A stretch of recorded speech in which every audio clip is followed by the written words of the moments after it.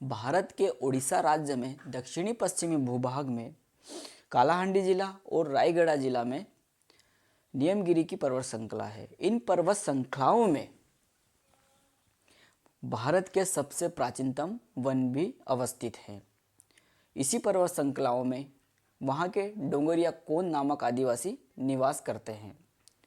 स्थानीय भाषा में पर्वत को डंगर और वहाँ के निवास करने वाले लोगों को डोंगरिया कहा जाता है। नमस्ते, जोहार, मैं प्रशांत मुजाला स्वागत करता हूँ आपके अपने YouTube channel Indian tribe track में। साथियों, ना लोकसभा ना विधानसभा, सबसे बड़ी ग्राम सभा। आज इसी कथन की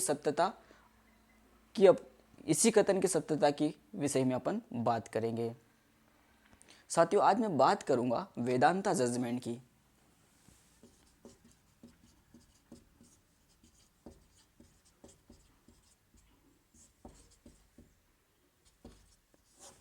वेदांता जजमेंट 2013।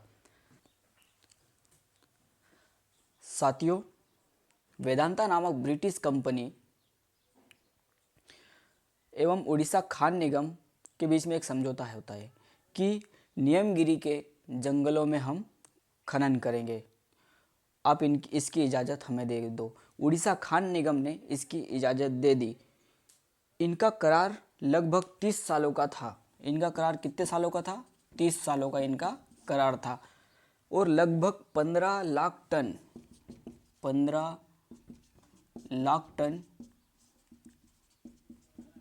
बॉक्साइट निकालने की बात हुई थी। कहाँ पे?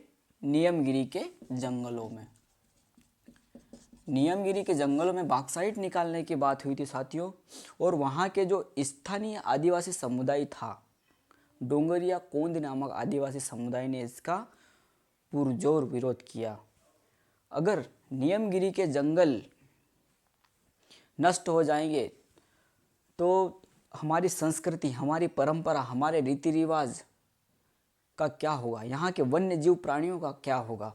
पर्यावरण का क्या होगा? 15 लाख टन बॉक्साइट निकालने की बात थी साथियों।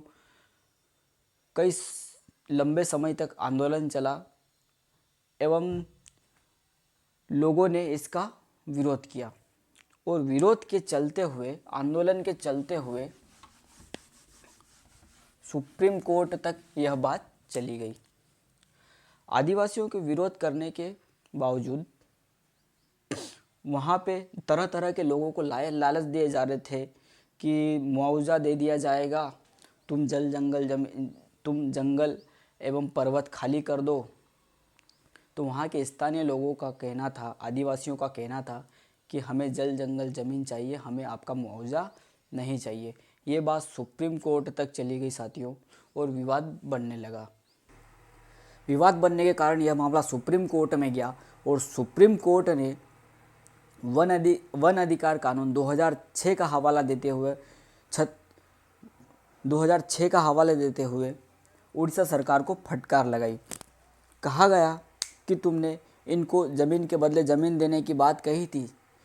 तो इस संदर्भ में उड़ीसा सरकार के पास कोई जवाब नहीं होने के कारण और सुप्रीम कोर्ट ने कहा था कि शेड्यूल एरिया होते हुए भी तुमने ग्राम सभाएं ली थी। इस बात का जवाब भी उड़ीसा सरकार के पास नहीं था। इस कारण से सुप्रीम कोर्ट के आदेश के अनुसार जिला न्यायाधीश की उपस्थिति में वहाँ पर ग्राम सभाएं कराए जाने को कहा गया और उड़ीसा सरकार ने वहाँ पर कुल 12 ग्राम सभाएं कराई थी। कितने ग्राम सभाएं कराई थी? 12 ग्राम सभाएं कराई थी। उनमें से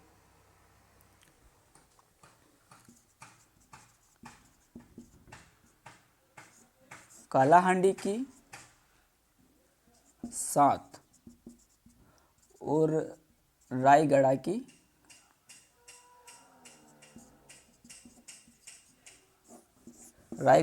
5 ग्राम सभाओं ने वहाँ को नियमगिरी के जंगलों, पहाड़ों में खनन करने के लिए मना कर दिया। आंदोलन तो हुआ, बहुत लंबा चला। सुप्रीम कोर्ट ने कहा कि तुम ग्राम सभा करवाओ और ग्राम सभा में जो भी फैसला आएगा उसको आपको मानना पड़ेगा। तो 12 ग्राम सभाओं ने खनन की अनुमति नहीं दी। आखिरी ग्राम सभा 19 अगस्त 2013 को की गई थी। 19 अगस्त 2013 को हुई थी। सुप्रीम कोर्ट द्वारा ये भी कहा गया था कि ये 3 महीने के अंदर अंदर हमें जवाब चाहिए, ग्राम सभाओं की रिपोर्ट चाहिए। तो इस ग्राम सभा की रिपोर्ट पे जो जंगल है वह बच पाए थे, नियमगिरी के जंगल बच गए थे। साथियों, ये था वेदांता जजमेंट, जो वेदांता का 4500 करोड़ का लगभग प्रोजेक्ट होगा और वहाँ की उड़ीसा सरकार ने उसको मंजूरी दे दी थी और सुप्रीम कोर्ट ने ग्राम सभा के द्वारा फैसला दिया कि अगर ग्राम सभा ने परमिशन दे दी तो सुप्रीम कोर्ट अभी परमिशन दे देगा। तो वहाँ की 12 ग्राम सभाओं ने स्पष्ट मना कर दिया कि हम खनन करने की इजाज़त नहीं देंगे, हम हमारे जल जंगल ज़मीन को नहीं छोड़ेंगे। इस बात को और यह रिपोर्ट सुप्रीम कोर्ट में भेज दी गई और वेदांता का जो प्रोजेक्ट था, स्टील प्लांट था, उसको बंद करना पड़ा। साथियों, मैं अपनी बात को यहीं विराम दे दूंगा। चैनल को सब्सक्राइब करें, लाइक करें, शेयर करें और थोड़ा सपोर्ट करें। साथियों, मैं आदिवासी समाज से रिलेटेड विषय से रिलेटेड, उनके क्रांतिकारियों से रिलेटेड वीडियो बनाता रहूँगा। तो लाइक को सब्सक्राइब करें और शेयर करें। धन्यवाद। सभी को जोहार। आपका दिन शुभ हो।